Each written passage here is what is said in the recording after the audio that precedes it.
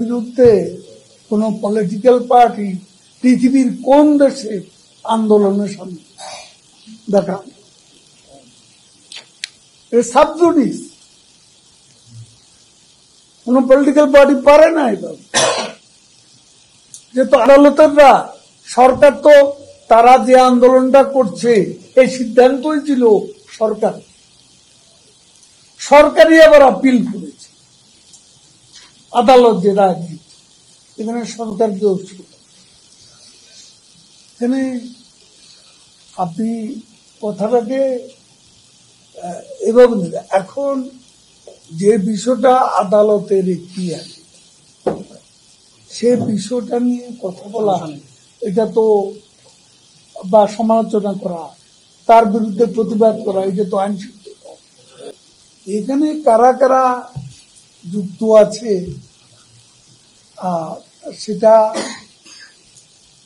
কোন ষড়যন্ত্রের অংশ কিনা সেটা যে আন্দোলনের গতিধারা এর মধ্যে বোঝা যায়। গতিধারা সবকিছুই সময়ের পরিবর্তনে সবকিছু পরিষ্কার হচ্ছে এবং তাদের সমমনস্করা প্রকাশ্যেই তারা এই কোটা আন্দোলনের উপর ভর করেছে, তারা সাপোর্ট করেছে। প্রকাশ সাপোর্ট করা মানে তারা এর মধ্যে অংশগ্রহণও করছে।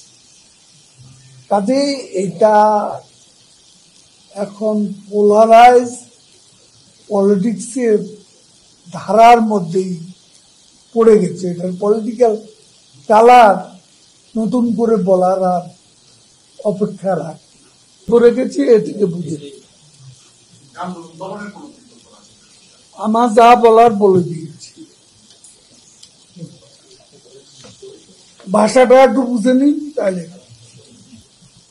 স্কিম মুক্ত পড়বে কেন, এখানে ভুল বুঝাবুঝি থাকতে পারে,